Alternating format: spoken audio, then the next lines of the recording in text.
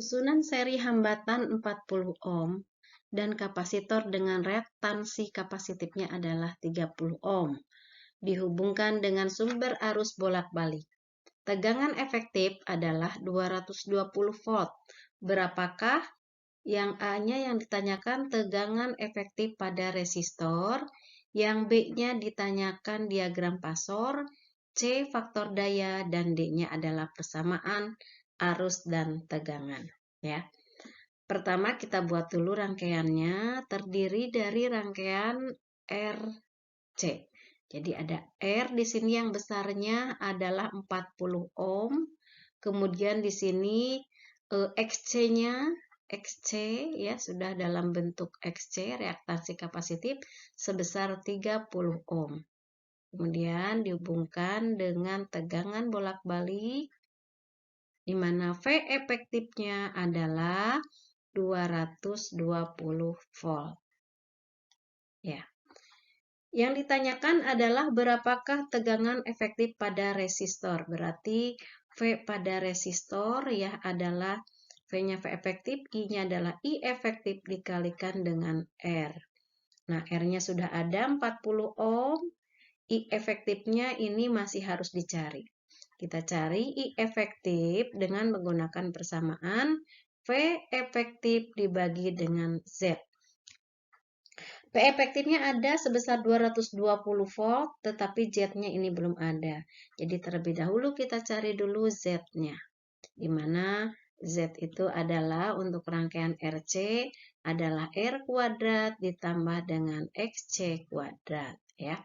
Sama dengan R-nya adalah besarnya 40 dikuadratkan ditambah dengan XC-nya adalah 30 kuadrat.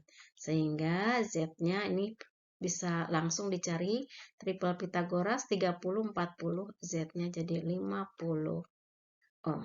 Ya. Kita masukkan ke persamaan ini, V efektifnya adalah 220 dibagi dengan Z-nya adalah 50 sehingga I efektifnya besarnya adalah 4,4 ampere. Nah, yang ditanyakan adalah V tegangannya pada resistor. Ini tinggal kita masukkan V pada R sama dengan I efektifnya sudah diketahui 4,4 ini ya, dikalikan dengan R-nya adalah ini 40 ohm sehingga tegangannya menjadi 176 volt. Nah, itu yang pertanyaan A, jadi sudah terjawab 176 volt. Tinggal yang B ya. Yang B ini yang A sudah selesai, yang B. Ya. Diagram pasornya kita buat. Diagram pasornya karena ini adalah rangkaiannya rangkaian RC, ke sini adalah R, ke bawahnya adalah XC ya. Kemudian cari resultannya gitu. Ini adalah Z-nya. Dan ini adalah sudutnya. Ini diagram pasornya. Kemudian yang C-nya adalah faktor daya. Untuk mencari faktor daya adalah cos pi. Nah, kita lihat sudutnya yang ini, ya, sudut yang ini. Kalau mau pakai cos, berarti sisi apit yang ini dibagi dengan sisi miring. Sisi miringnya adalah yang ini. Sisi apitnya R-nya adalah besarnya 40. Nah, ini 40 ya. Nih, lihat di sini. R-nya adalah 40. Kemudian Z-nya tadi udah dicari, besarnya adalah 50 ohm. Z-nya adalah 50. Kalau cos itu adalah sisi apit, yang ini R dibagi dengan sisi miring. Sisi apitnya 40, sisi miringnya 50. Sehingga cos pi-nya menjadi 0,8. Nah, ini faktor dayanya adalah 0,8. Tetapi kalau kita mau cari sudut fasenya, pi-nya adalah cos berapa sama dengan 0,8, maka pi-nya adalah 37 derajat. Untuk pertanyaan yang D-nya, yang ditanyakan adalah persamaan arusnya. Tadi sudah dibuat, ini diagram pasornya. Yang ini adalah R, ke sini adalah XC karena rangkaian RC ya. Itu. Nah, ini adalah Z-nya.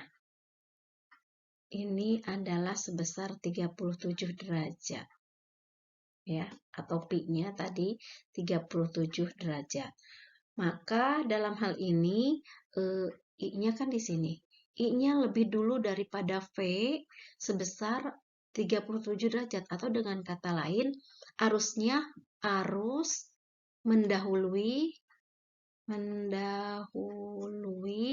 V sebesar berapa?